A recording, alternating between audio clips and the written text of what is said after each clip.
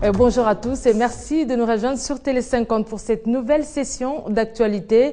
Dans un arrêt rendu public mardi, la Cour constitutionnelle a ordonné au gouvernement de prendre sans tarder les dispositions pour faire régner l'ordre public, la sécurité, assurer la régularité ainsi que la continuité des services publics dans les provinces nouvellement créées. Cet arrêt résulte de la requête introduite par la CENI pour l'organisation des élections des gouverneurs et vice-gouverneurs. Prévu initialement le 31 août, ces scrutins ont été reportés au 6 octobre. La Cour constitutionnelle ordonne ainsi la tenue de ces élections impérativement avant les élections provinciales. Elle demande aussi à la CENI de réaménager le calendrier électoral global. D'un arrêt à un autre, la Cour constitutionnelle ordonne par ailleurs à la Commission électorale nationale indépendante d'évaluer en toute indépendance et impartialité tous les processus électoraux. Suivez. Le dilemme semble à moitié résolu pour la Commission électorale nationale indépendante, elle qui était à la recherche d'une issue au blocage rencontré dans l'installation des animateurs politiques à la tête des nouvelles provinces, mais surtout dans l'ensemble du processus électoral que la Cour constitutionnelle appelle à revisiter. À la Commission électorale nationale indépendante d'évaluer en toute indépendance et impartialité tout le processus électoral conduisant aux élections prévues dans son calendrier global du 12 février 2015 et notamment celle des gouverneurs et vice-gouverneurs des nouvelles provinces avant la tenue des élections provinciales. Mais la plus grande responsabilité revient alors au gouvernement qui, face à l'urgence de sauver les nouvelles provinces où l'on redoute le chaos, se doit désormais de prendre des mesures appropriées. Au gouvernement de la République démocratique du Congo d'accélérer l'installation des bureaux définitifs des assemblées provinciales des nouvelles provinces et de doter la Commission électorale nationale indépendante des moyens nécessaires pour l'organisation impérative de l'élection des gouverneurs et vice-gouverneurs des dites provinces avant toute élection des députés provinciaux et sur toute l'étendue de la République. Difficile cependant de savoir, séance tenante, la position de la CENI. Il souffrait que l'Assemblée plénière, qui est l'organe de décision, soit notifiée, examine en toute responsabilité, de telle façon que nous puissions vous rendre compte d'une façon digne de confiance et de sincérité. Les décisions du bureau de la CENI et du gouvernement serviront donc de déclic pour réorganiser, voire sauver un processus déjà fragile. Genre et élection, les femmes électrices exerceront leurs droits aux différents scrutins prévus en RDC. C'est le fruit du partenariat entre la CENI et l'ONG Africa Femmes Performantes. Elles encouragent les candidatures féminines à la députation provinciale. Mardi, la présidente de cette organisation, une délégation d'experts en la matière venus de quelques pays, ont échangé avec le bureau de la CENI.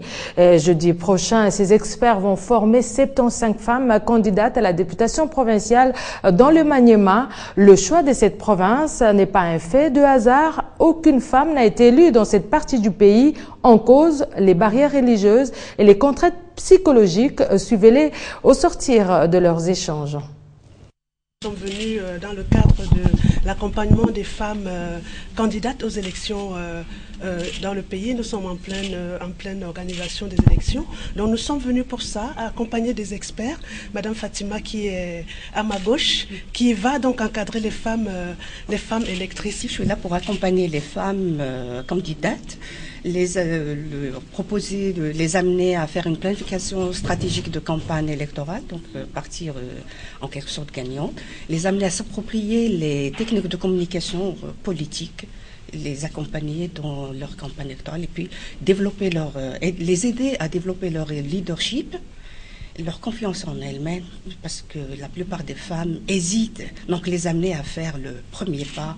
Les questions du genre, ça ne concerne pas que les femmes.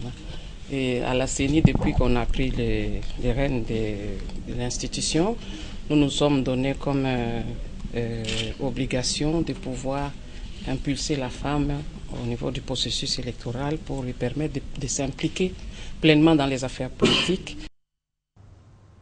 À la primature, le Premier ministre Matata Ponyo s'est entretenu avec le président Afrique de Coca-Cola, Kevin Balogun, en sa charge la gestion de la multinationale d'Atlanta dans 30 pays en Afrique. Ce dernier a confié au chef du gouvernement que Coca-Cola compte doubler les ventes en Afrique d'ici 2020 et particulièrement en République démocratique du Congo. Alphabétisation et société durable, c'est le thème retenu pour la journée internationale de l'alphabétisation célébrée mardi 8 septembre à travers le monde. En RDC, la ministre du Genre a appelé les Congolais à un travail participatif et collectif pour lutter contre l'analphabétisme. Suivez. Et c'est chaque 8 septembre que le monde commémore la journée internationale de l'alphabétisation. La République démocratique du Congo compte près de 18 millions de personnes qui ne savent ni lire ni écrire, soit 27% de sa population. Une situation qui s'est tout de même améliorée par rapport aux années précédentes.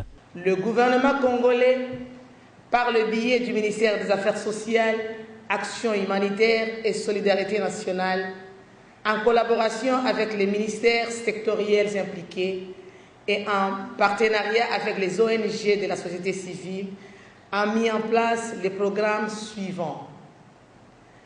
Rattrapage scolaire du niveau primaire, alphabétisation traditionnelle, fonctionnelle, scolarisante, apprentissage de formation professionnelle, éducation permanente ou apprentissage tout au long de la vie. Et la cérémonie officielle de cette commémoration a réuni les organisations multilatérales et bilatérales, les apprenants,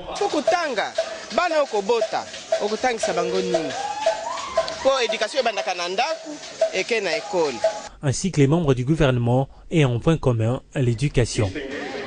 Quand les parents, quand des adultes les mères de famille sont alphabétisés, l'accès, le suivi des enfants, les inscriptions sont augmentées. Le gouvernement congolais, qui est donc déterminé à lutter efficacement contre l'analphabétisme, compte accroître l'accès à l'éducation, l'accessibilité et l'équité dans les sous-secteurs alphabétisation et éducation non formelle, optimiser et améliorer la qualité, la pertinence et l'efficacité des programmes, renforcer la gestion du sous-secteur alphabétisation et éducation non formelle et enfin à renforcer les mesures des protections sociales. Un chapelet d'intentions qu'il faudra alors traduire dans les faits. Autre titre, la nouvelle compagnie d'aviation Congo Airways bénéficiera très prochainement des allègements fiscaux. C'est une décision de la commission tarifaire de la RDC, une décision qui rejoint les travailleurs de la nouvelle compagnie d'aviation. Hôtel Venus de Kinshasa. Il faut rentrer jusqu'au salon Bonobo. Lieu choisi pour la clôture de cette nouvelle session de la commission tarifaire après 5 jours de travaux alors que prévu pour 4 au départ. Initialement prévu pour 4 jours, la session de la commission s'est déroulée en 5 jours, suite à l'abondance de la matière à examiner. Matière abondante, lesquelles ont concerné les allègements fiscaux pour la nouvelle compagnie aérienne congolaise Congo Airways. Je constate avec satisfaction que vos délibérations ont abouti à la production d'un projet de décret qui sera soumis à la sanction du Premier ministre. Bonne nouvelle donc quand on sait que ce projet de décret va beaucoup faciliter à la société son implantation au pays. Mais alors, qu'en est-il de l'autre question qui était sur la table concernant les opérateurs économiques? Je note que leur examen a donné lieu à des propositions visant la protection de l'industrie nationale, soit par le relèvement, soit encore par le rabattement des taux tarifaires. Ainsi, c'est avec une note positive que s'est clôturée cette énième session de la commission tarifaire. Les participants méritent chacun, à tour de rôle, une poignée de main du président de la structure. Rendez-vous à la prochaine session qui, comme le veut la tradition, est convoquée sur initiative de la tutelle, s'agissant du ministère des Finances ou encore du chef du gouvernement en personne. Dans l'actualité également, la ville de Kinshasa accueille le 3e Conseil national de la jeunesse. Durant 4 jours, les délégations des différentes provinces vont réfléchir sur une nouvelle politique pour la jeunesse congolaise. Le point d'orgue de cette session sera l'élection par l'Assemblée des nouveaux membres du comité exécutif. Arlette Boutela. Enfin, un nouveau comité devrait être mis en place. Fin mandat depuis 2012, le Conseil national de la jeunesse était dans l'attente d'une assemblée générale extraordinaire. Avec le ministre ayant en charge la jeunesse, c'est devenu chose faite. Pour arriver, il faudrait passer par des assises en bonne et due forme. Nous sommes contents donc du discours du ministre. C'est un encouragement pour la jeunesse et cela va nous permettre de nous organiser pour que les élections se passent dans les meilleures conditions.